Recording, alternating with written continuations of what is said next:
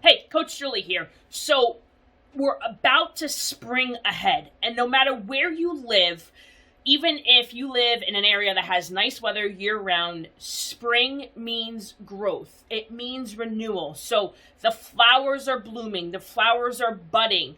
Things are starting to grow. The trees are starting to bud and get leaves back in the Northeast. What does that mean for you? So it's, time for a fresh start. It's time to put the past year behind us and start new. It's time to bud and to come alive. The weather's going to get nice. You're going to be able to do things outside. Things are going to start opening up nationwide if they're not already, and you're going to be able to grow.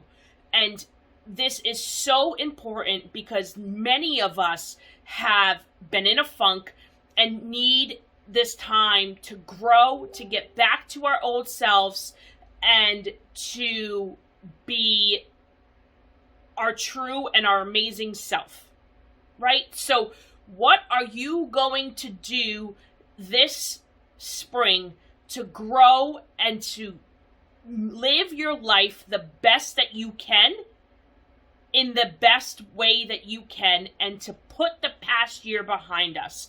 So think about that and learn from the past year. Learn from how we reacted to life. And what can you do with that information to help you grow and to help you be your best self? Because it's time to change. It's time to lose that weight. It's time to grow those habits. It's time to reach those goals. It's time to save money. It's time to work towards that promotion. Whatever it is you are trying to do in life, now is the time. Spring is the best time for you to grow, to start something new, and to be your best self. When you show up prepared and rested on a Monday, the rest of the week flows with success and wins. So, it's like, you always want to start off on the right foot. And showing up at the gym on a Monday morning will help that. And did you know that it's a fact that when you get that Monday workout in, you're 4 times more likely to get in a Tuesday workout? And then once you get that Tuesday workout in, the rest of the week just flows and you're working out at least 4 to 5 days a week. So, because you're creating that habit, right? So, there's something about starting on a Monday that makes you feel like you're off to the right start. This idea of don't break the chain is really powerful. So, that philosophy can motivate you to exercise on Tuesday, Wednesday, or whenever you pencil in your next workout just by getting it done on Monday. Have you ever realized that if you skip a Monday for whatever reason, you probably don't work out at all that week? It happens, right? And this is why no matter what, you should never skip a Monday. Even if it's not your normal routine, go for a walk, do some squats, do something around the house to get you moving, to get you sweating, so you'll show up on Tuesday. So, you'll also, another reason why I never skip a Monday is that you smile more on days you work out. And Mondays are awful for many people, right? Like, everybody has this negative notion with Mondays. And it's the day after the weekend, you're not feeling it. And, like, most people have a case of the Mondays. And you're not alone. Research shows that the average office worker doesn't crack a smile until 11:16 a.m. 11:16 a.m.!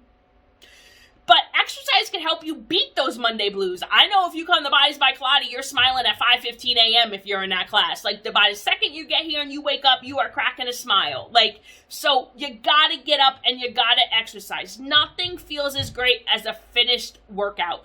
And one common benefit of physical exercise is that release of endorphins, the hormones that make you feel happier. So exercise leads to happier people, improved self-esteem, all of that. So you get that extra dose of happiness and you smile more often. So those are 2 great reasons why to never skip a Monday. So make sure next week you don't skip Monday. Have you ever felt like giving up while you're going through a transformation? Whatever that transformation might be, whether or not you're starting a new career, you're trying to lose weight, you're saving to buy a house, you're becoming a parent for the first time. Have you ever felt the desire to just give up? You hit a plateau, you hit a rough patch, and there's just no desire to move on.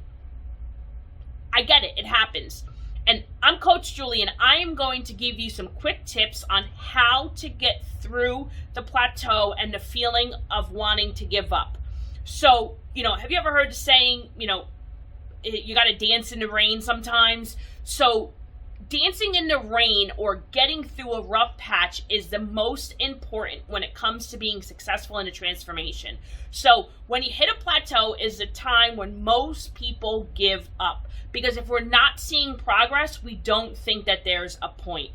But the most important time in a transformation is sailing through the plateau and the rough patches. So sometimes you actually grow more during those times. And it's not going to be easy, but what you need to do is focus on that end goal. Put it somewhere where you can see it. Write it down on a piece of paper and put it everywhere where you can see it. In your car, on your mirror, in your bathroom, on your nightstand, so it's the first thing you see when you wake up in the morning. Put that end goal somewhere that you can see it. And when things get tough, remind yourself, say 3 affirmations of why you're doing what you're doing. Okay? So you're trying to lose weight and you get on the scale and it's not budging. Remind yourself why you're doing what you're doing and that this too shall pass. You're going to get through the plateau and you're going to lose the extra weight. You're going to get that promotion. Maybe it's just going to take a couple more weeks. And, you have to just realize, so write down on a piece of paper all the negative stuff that's going on in your head.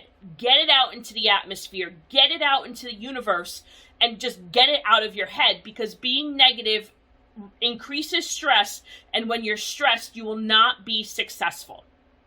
So learn to dance in the rain, because soon the sun will shine. And when that sun is shining is when you will see those results. But it's the work you did in the rain that gets you the best results while the sun is shining. Hey, Coach Julie here, and you're going to talk about the 3 things that almost every client has said to me. So the first thing is, the scale hasn't been my friend lately.